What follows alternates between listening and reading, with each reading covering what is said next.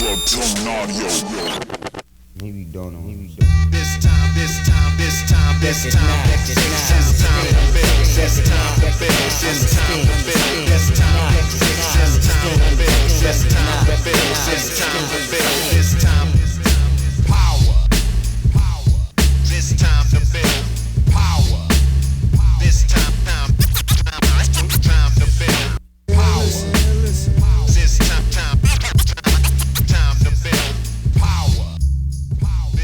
What's up, everybody? I'm your host, Chris Hampton. Welcome to the Power Company Podcast, brought to you by PowerCompanyClimbing.com. This is part 2 of our expert conversation with Rob Gray. I highly suggest you go back and listen to part 1 of this conversation, but I know some of you don't really care about the limitations of research and you just want to get on with learning to move better. I get that.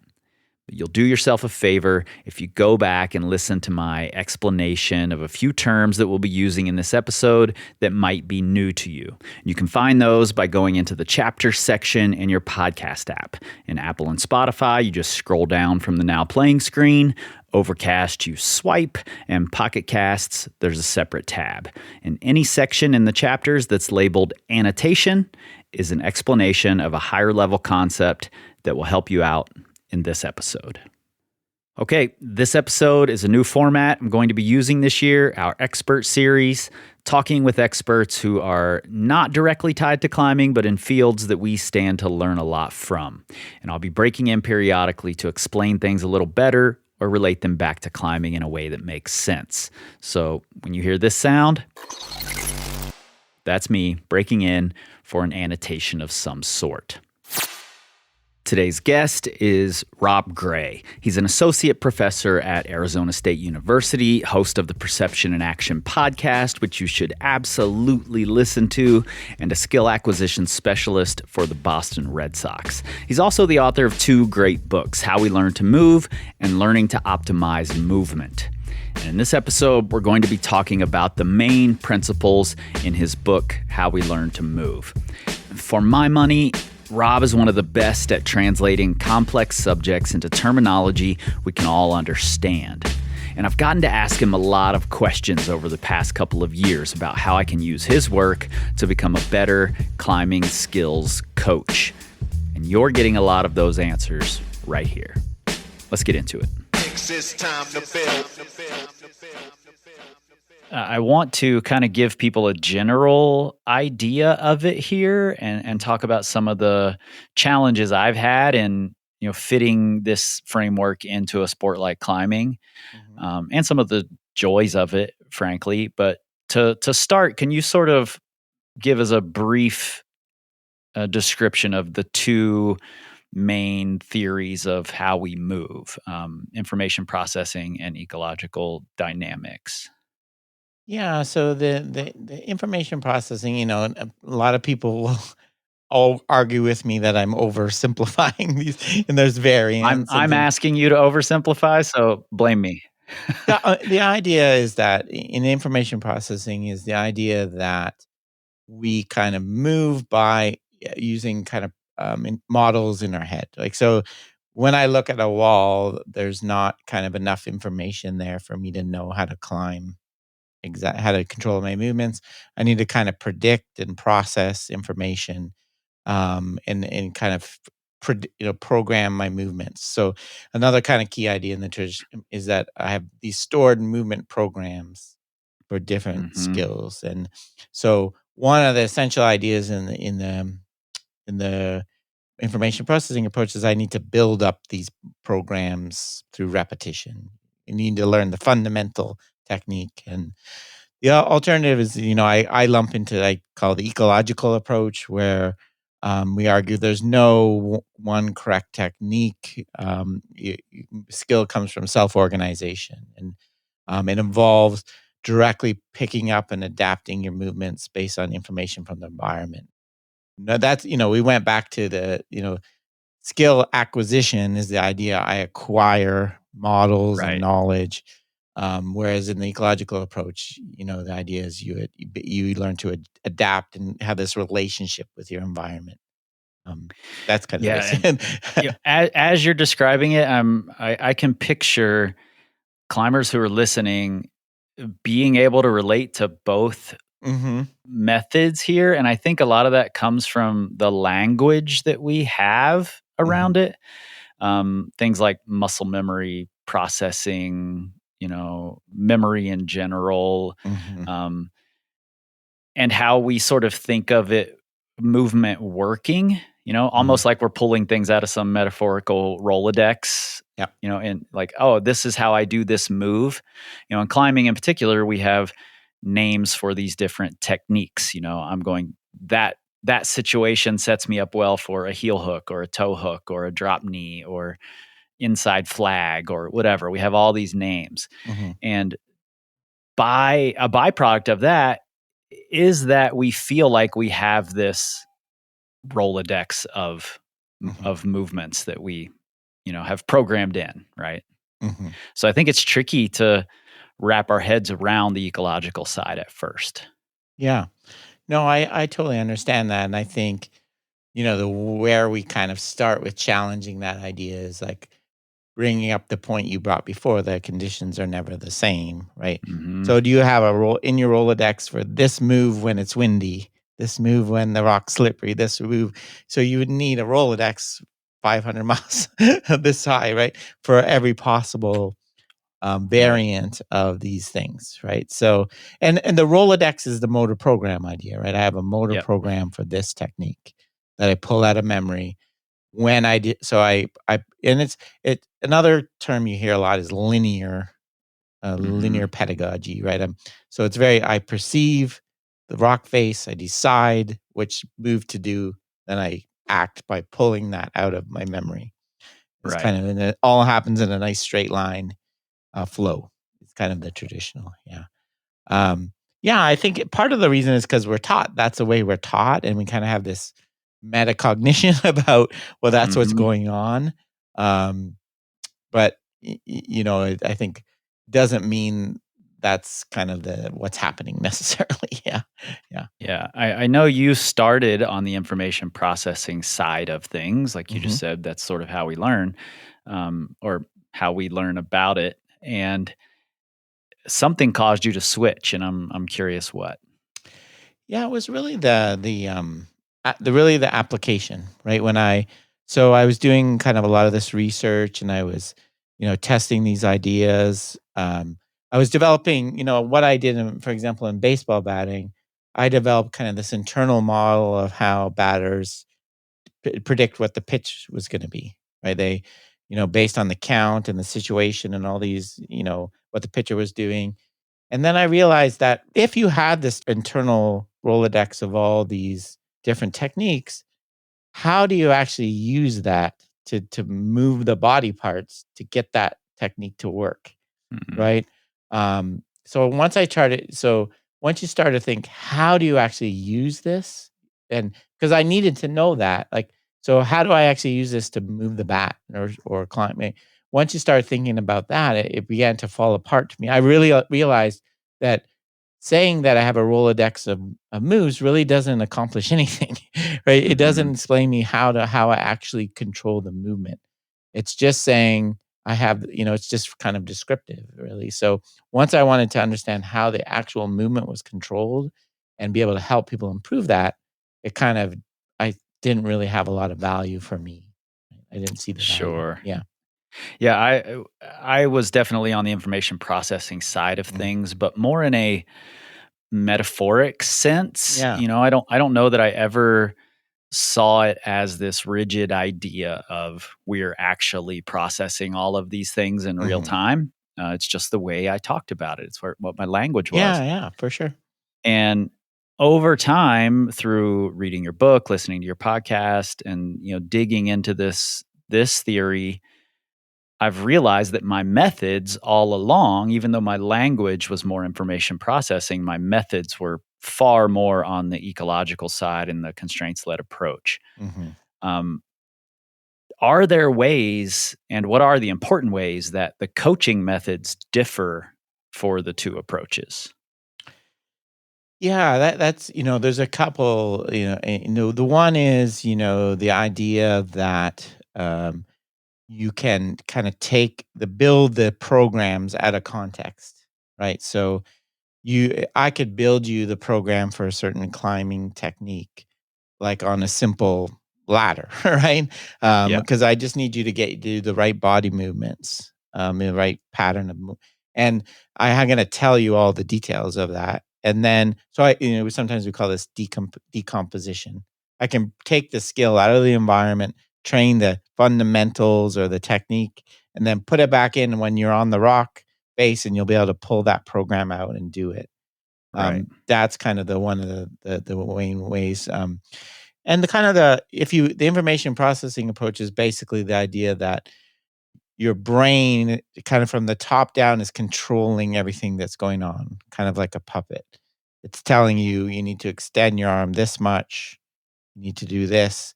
That's basically what a motor program is like a prescription for how to move, right? I need to do this much force, this much angle, right? So it's a very different view of how skill is done, right? Um, Also, and then you adapt that based on the conditions. So yeah, kind of decomposing the skill, the idea that there's one kind of correct technique, the idea that an athlete kind of needs to understand the movements involved, right? And actual mechanics involved of it, Mhm. all kind of fall within the information processing view. Okay, let's consider this motor program idea for a second. The typical model for how this works is that early in learning the program, we have to spend time heavily processing it, actually thinking about it, and then eventually it becomes an automatic program that we no longer have to think about. And I'd be willing to bet that you've done a fairly novel move first try. And then when trying to explain it to someone else who's trying it, realized you aren't really sure what you did there. You might know the basic beta, but you're not sure of the path you took or what your body was doing. And you had to say, hold on, let me do it again and feel what I did. It happens to me all the time. And that's because when you take that move out of context, you're standing on the ground, you're not getting enough information from the environment to understand the move. But when you were on the wall and just did it, there was no motor program. You hadn't done that move before. Instead, the solution emerged as a result of the context. Now, the big problem I see with the information processing theory is that it relies on some mysterious processing that there's just no evidence of. And that leaves no room at all for doing novel things on the fly, which we all do often. And while understanding exactly what's happening when we're learning a move may not matter so much for the athlete, I do think that understanding it is key to effectively and efficiently coaching people to move in new ways. Some of that is really hard to get out of as a Mhm. thought pattern, particularly for climbing, where so I'll explain a little bit to you about how climbing works. If we want to climb something hard, we call that a red point. That means we went from the bottom to the top without falling. And essentially, what that becomes is like a gymnastics or a dance routine, where I'm trying to do these really specific movements to connect between these holds and these positions on the rock, and I have to do them in a certain order and be relatively precise if it's something really hard for me. Um, and that seems to fit into the idea that we want to repeat the same thing over and over and over. Mhm. Um, I think I understand why it doesn't now, but at first that was a sticking point for me. Like I want to repeat the same thing over and over and over. Um, how do you think, just based on that, how do we parse that out when it's something like dance or gymnastics or climbing where we're trying to do the same thing? Yeah, I guess the fundamental idea, the repetition without repetition idea, right? Yeah. Mhm. Um, while it seems like to do the same thing, the best way to do it would be repeat the same movement. the constraints are always changing. The angles, the task constraints, the angles, the hold size, the environmental, the weather, wind, whatever, and the individual constraints. As I get higher up, I'm getting tired, right? So if I put the exact same force in my muscles, it wouldn't produce the same action and outcome, right? Right. So the idea that I can keep using the same technique under all these different changes is not going to work, right? There's too much change going on. So I need to change with all these changes. I need to adapt. Yeah, it took me a while to parse that out, but I think you're exactly right. And I think, to put it in terms that a lot of climbers will understand, what looks like the same movement, the outcome is the same. I'm achieving the same end goal with this movement. And it's the same move as we call them techniques, maybe let's say it's a drop knee to make this move. And I'm still doing a drop knee. That's still what works in this situation. But as every climber who's been on something really hard knows, something will go a little wrong or a little off in one move. And then as you continue climbing, lots of little things have to start changing. Maybe you're sweating a little more than you thought you were and the chalk's gone off your fingers. Maybe the humidity went up, so you're slipping a little more. Maybe you pressed too hard off of that foot and overshot the hold a little bit, and you have to constantly be adjusting and adapting to the situation. So while it is the same technique and I'm reaching the same outcome, internally there are lots of different things happening every time I get to that spot.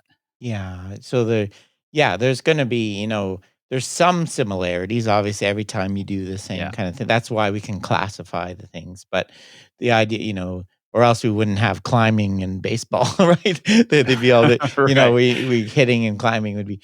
But yeah, so there's going to be some things, but yeah, within that, there's this kind of, some functional variability. You're not, you need to be able to do some things slightly differently to adapt to the changing constraints.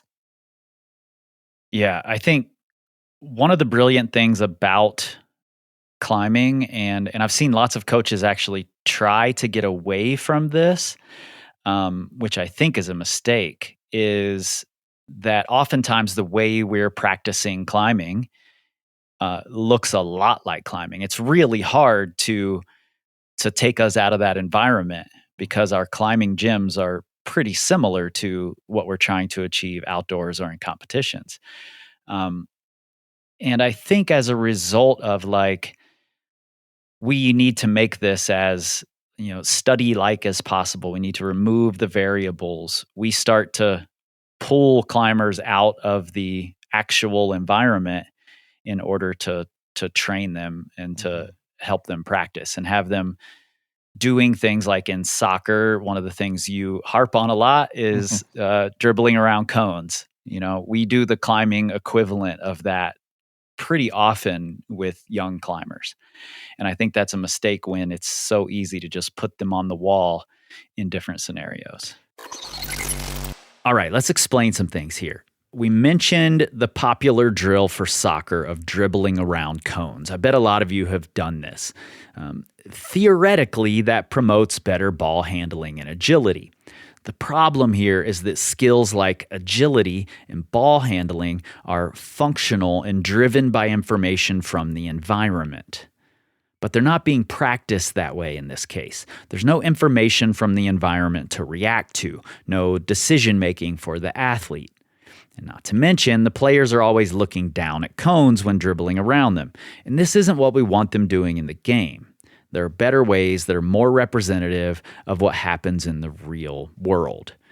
In my opinion, there's a clear analog for climbing in the form of the mirrored symmetrical systems board that's set like a ladder with all of the same pinches or crimps or pockets or whatever. That's removing any decision-making from the equation. Now, there is a use for these type of boards. I'm not saying they're useless, and we'll talk more about that shortly, but they're not good for learning how to move and for improving your movement skills? We talked about the information processing idea. You can break things apart and take them out of Right. context. Like, obviously, you need to make it easier some way. If it's a Yeah. new person, you can't just throw them. But the preferred kind of approach, an ecological approach, is just scaling things down, right? So let's put Mm-hmm. the holds closer together, make them bigger, make it less steep. We're still keeping them in context when they have to pick up information, but we're just simplifying the things by lowering the kind of demands. You just did a really great job of explaining how climbing should work, even though you don't know a ton about it. That was great. Um, can we talk a little bit before I know you have to go soon? Um, let's talk about how coaching looks in the ecological framework, specifically the constraints-led approach and perception action coupling. I would love to dig into those things a little bit. Yeah, so I think there's this fundamental shift in the way we coach when we drop. So the traditional kind of old is that the coach is the instructor, right? I come to you because you're going to tell me how to climb. You're going to tell Mhm. me what I need to do to get up that. So the coach knows the answer. The coach is there to give you the solutions. In the ecological approach, we start with I don't know the best way for you to get up the even if I did, I can't really tell you. I can't Right. tell you if I told you you need to have a 90-degree, 45-degree knee angle. You can't bring that on board in any meaningful way. So I start with the idea I don't really know what will work exactly for you. So I need to be more of a designer. I need to, instead of giving you solutions, I'm going to give you problems, right? And Mm, I'm going to give you different holds and different angles and different, and I'm going to kind of let you self-organize and find the solution. But also critically, and I think this is the misunderstanding people have, I'm also going to be your guide, right? If right. you're doing something that's not working well, I'm going to say, maybe let's try, or either by changing the constraints or giving a cue or instruction, which is a type of, I'm going to like, here, how about try this? Yeah. Yeah. So it's not just completely hands-off coaching. So it's not just, or I'm going to get there before you design the holds in certain positions and just let you do anything. I'm going to step in and guide you a little bit too. But I'm not critically. I'm not going to try to tell you the answers of how to do it. Yeah. Climbing is notoriously bad at that. Coaches and climbers alike.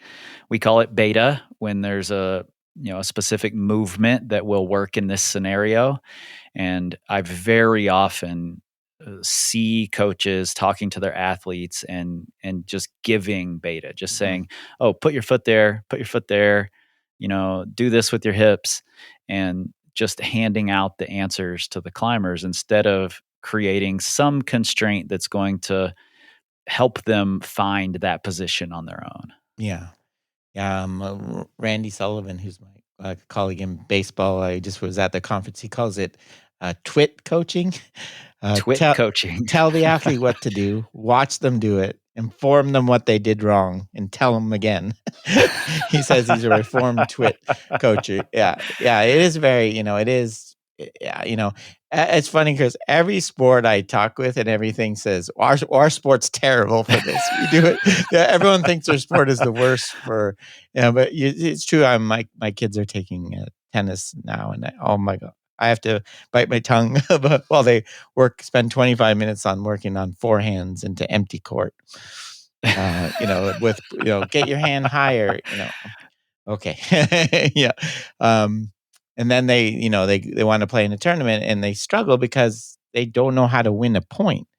They know Yeah, how to do a technically proficient forehand, sort of, but they don't know how to move their opponent around and hit the ball into open space, right? And change the right, depth. right. Like they've not learned none of that. So Do you just hand the coaches your book? yeah, I see. Just Yeah, I think at the end though, but yeah, no. So it is very kind of that's the way we do. We know that we everyone thinks how you learn, right?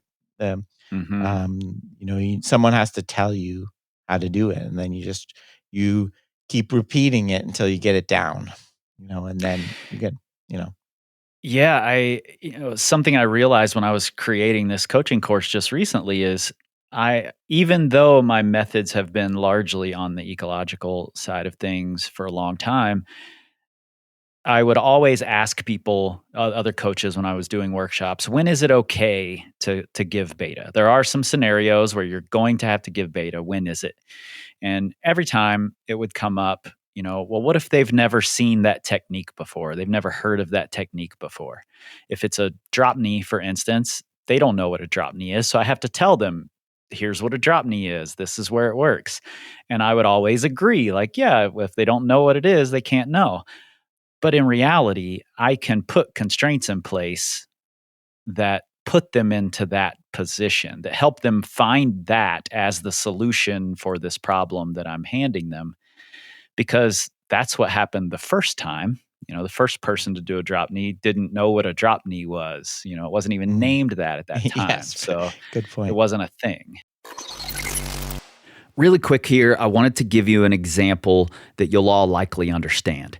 If you have kids, you've probably seen them climb up a doorway, or you did it yourself as a kid. They are stemming and pressing in opposition and locking in their upper body to move their lower body, and then vice versa.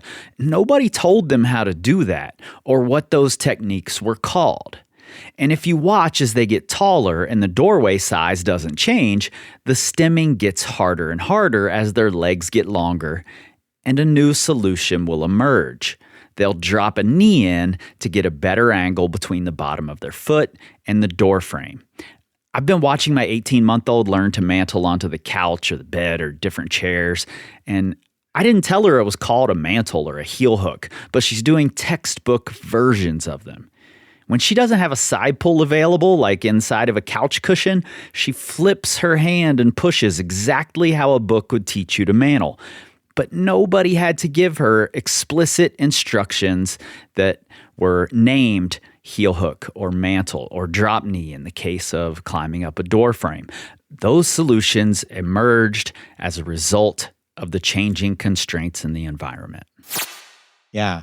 No, and the word we like to use is emerge, right? Right. If the environment, you need that to do your goal, it will emerge, right?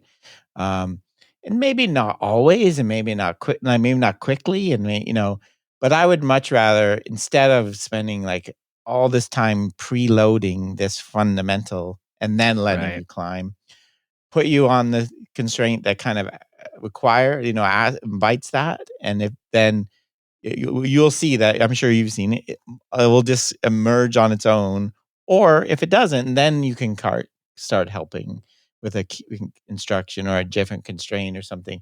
Instead of assuming we got to preload everything before we Right. let people actually do the skill itself. Yeah. And just for people listening who are climbers, a really simple way to look at this is I've been using the example of a drop knee, which is a technique, Rob, that turns one side of your hip into the wall and allows you to reach further, essentially. Okay.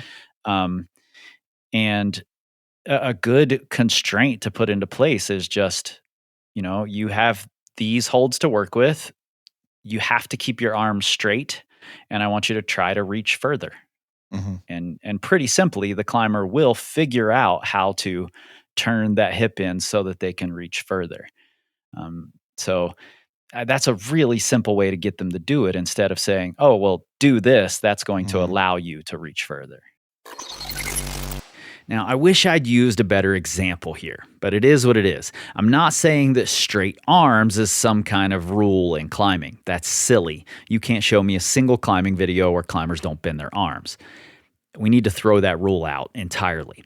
However, in this example, I'm putting straight arms in as a constraint. So if someone always climbs square, even when we know that turning a hip in or dropping a knee is the most efficient solution, we can add a constraint that renders their preferred solution ineffective. In this case, straight arms. And that will most often force them to manipulate their lower body to solve the move. And that solution will almost always end up with a hip turned in or a knee dropped. We could just as easily say no twisting for someone who's the opposite and they refuse to climb square and bend their arms. So we're adding in a constraint that helps them self-organize into the solution we want them to find. When they get it on their own like that and they realize it's an effective, so they're doing it because it's an effective solution to this problem you've given them, Right. right? Rather than because Kris told me to do it, right? Right. Which is a much less, way it's going to stay around if it's just because you told me. Whereas if I actually experience it, wow, it's a much better way to learn it for sure.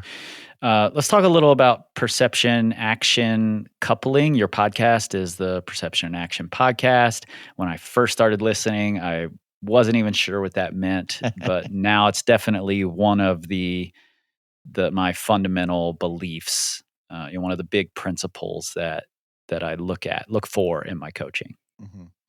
Yeah, it's a basic idea that, our movements we make are purposeful and driven by information in our environment. The reason I pick on, said I like to pick on the cones, right? In soccer, there's no information from a cone, right? There's no reason why I should go left or right around a cone. It's not functional movement. Whereas if you're defending me and you lunge at me from the right, that's information for me to go left, right? So all our Right. movements are driven by this in rock climbing, like the spacing, the size of the holds, all we perceive the texture of the surface, and so we need that information there. We need to get this link between perceiving the world around us and moving in it. You can't, if you pull them apart, you can't really put them back together. Right? Like just doing the technique without having it driven by information is what we, kind of the traditional view, but we want to keep them coupled as I end every podcast with. Yeah. Yeah. Yeah. I think this is a thing that, like I mentioned earlier, climbers have tried to strip this out. Coaches have, by building training apparatus that strips away a lot of the decision making and the pieces that are the reasons we move the way we do. They've stripped it away, and while those tools can be really effective for strength building, action capacity building, they're not particularly valuable for building skills because we are just doing these things mindlessly with no decision making whatsoever. It's just here, do this technique over and over and over and drill it into you. Yeah, that happens in a lot of sports. And then athletes, they make the wrong, wrong decision, and we wonder why, because we don't really give them any chance to know how and when and why to use that, right? They're just being told to do this technique. Okay, back to the mirrored systems board here. Sure, you can lead a climber to finding a technique on one, ideally using some constraint, but the climber won't become skillful in that technique. It's going to end up being the same move over and over and over. No further decision making is required from the athlete. But where these boards shine is that they can be an effective way to build action capacity, strength or power or endurance or mobility. So in my opinion, that type of board, the campus board or hit strips are popular examples, is a really poor skill building tool. But it is a decent action capacity building tool. I just posted on Instagram a couple of days ago that I'm not a big fan of the word drills. I use it because I don't have a better word necessarily, but we're not really drilling anything in. Yeah. Do you have a better word? The only one, I think the preferred one a lot of people use, which is way more, is practice activity. That's what I tend to use instead. But yeah, drilling, it comes from military, right? We're going to drill you by having you repeat this perfectly and precisely over and over and over again. So, that when you're in combat, it comes out perfectly the way we practiced. So yes, it gives the exact wrong connotation for what we're going for. But yeah, it's one of those words like acquisition. That's kind of it's hard to Right. get around. But yeah, I usually put practice activity, but I don't know of a better. And there's got to be a better word. Someone needs to Yeah, make a better term. Yeah. when I said it just then, I cringed at myself for Yeah. saying it, and I just don't have better language Yeah. for it. No, I do it all the time too. Yeah. I'm just curious how this fits into what we've been talking about. So, climbers the more experienced they are, the better they will be at walking up to a particular climb, recognizing the relationship between the holds that they have available, and then picking out what techniques they're going to use. Mhm. They can say, "Oh, I see a knee bar here. I see a drop knee here. I see a heel hook there." And that's how those moves are going to work. And I think climbers, that's one of the ways we get stuck in the information processing idea is we're able to stand down there and name it as if we're Mhm. pulling that technique out of our Rolodex. So I'm curious how you explain that sort of a skill. Yeah, yeah, it is. This kind of route previewing, that people Yeah. do in skiing, race car Yep. driving is a difficult one to understand. And ecological approach, an ecological approach, we would say, you're picking up information from obviously by scanning and you're perceiving kind of the affordances, what it offers to you. Um, in general, I think in the ecological approach, we'd say you're perceiving opportunities for action. I can go over there, I can go up there, I can go through here. In general, we would not want to say by doing it this way, right? Right. The actual technique involved. So that's kind of like a little bit, we don't usually think about it that way.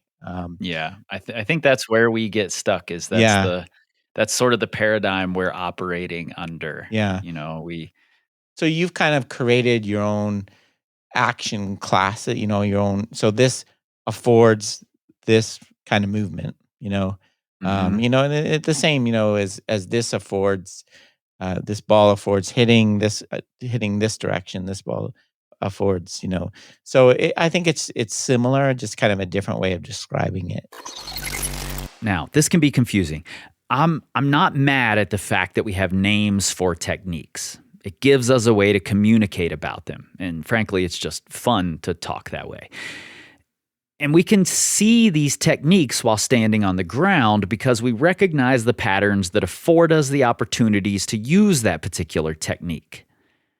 And it's pretty easy for most of us to recognize that better climbers can better recognize those patterns. But it doesn't end there. It's not just a Rolodex of movements and then you apply that movement. It's not a machine thing. It's not a robotic thing. Once we get on the climb, then we are constantly picking up information from the environment and we're adapting that technique in real time. We're allowing the solution to emerge, which is self-organization, instead of trying to force the one correct way to do that technique. And in my opinion, this is when we're expressing skill. There are no best parameters for any given technique or skill. What's best for you will always depend on your action capabilities, your strength, mobility, endurance, etc. So, technique is the name of the chosen solution. How we use it and adapt it is skill. Semantics, maybe, but an important distinction when discussing how to learn it or how to coach it. And I think the most experienced climbers are definitely able to take in all of the information that's happening in the environment and use it for Hmm. that purpose. Like it's humid out today. I know this. My experience tells me this is going to happen when it's humid or has the potential to happen. Hmm. They can name all these things.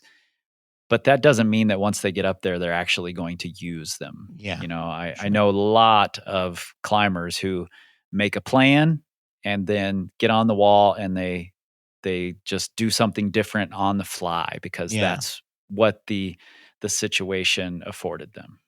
Yeah, and I think, going back, the key point is, that there is not really one knee drop. Like there, Right. you need multiple variants of it that you're going to do when Yep. you're up on the wall. So An infinite number of them. yeah, so it's, I think you're setting, kind of guiding your intentions. I'm gonna, intend to do this here and that there. So, but it is a little different than kind of in the moment, kind of typically the way Mhm. we describe, ecological approach is kind of online control. I'm picking up information in the moment to control my action in the moment. I'm not planning what I'm going to do 15 minutes from now when I'm way up there, right? Right. That's typically not. But I think so. So it is a little bit different for sure. But it's still, using information from the environment to kind of guide your. It's more like goal setting and intention setting than kind of controlling the Mhm. action. Yeah. Yeah, like I said, there are a number of these like things we do that this is just the paradigm we Hmm. understand, and it makes it tough to translate it into how does this fit in this ecological framework. But certainly so far, having been at this for a couple of years at this point, trying to understand the ecological side of things and fit what I've been doing into it, I've gotten a lot of help from your book, from your Good. podcast, from talking with you. I think I have to be patient, and if something doesn't fit, I just wait, and eventually you put out a podcast episode that explains it for me. So I appreciate that and all of your wisdom hugely. Oh, thanks, Chris. Yeah. Yeah, I think in the areas where, and I get this from all sports and the areas I work in, where coaches are like, yeah, but it doesn't quite, it doesn't quite jibe with this, and they're kind of exploring it. And I think that's really interesting part of it, right? Understanding, these kind of areas where, it doesn't quite fit with the way I think. So it's very interesting to me. Yeah. Well, Rob, I appreciate you being here and taking all this time out to do it. Rob's book is How We Learn to Move, A Revolution in the Way We Coach and Practice Sports Skills. And I think it's a really easy to understand, great place to start. I think you achieved the things that you were talking about in that episode 14 way back, that you want to make this stuff easier for practitioners. Thank you, Chris. I appreciate it. Yeah. Big thanks to Rob Gray for talking with me and for all of the work he does to help coaches and athletes. It really is invaluable. You can find more from him at perceptionaction.com. And like I said in the intro, you should absolutely be checking out the Perception and Action podcast. At the link in your show notes, you'll find all of the things we mentioned in this episode. Rob's 2 excellent books, my Coaching for Mastery course that attempts to relate these theories to coaching climbers, as well as how you can connect directly with Rob or dig deeper into his work. And if you're a coach, you should do that. And you all know where to find us, powercompanyclimbing.com. Learn, grow, excel. No, you don't know. This time, this time, this time, this time, this time to build, this time to build, this time to build, this time to build, this time to build, this time to build, this time power, this time to build power, this time to build power, this time to build power,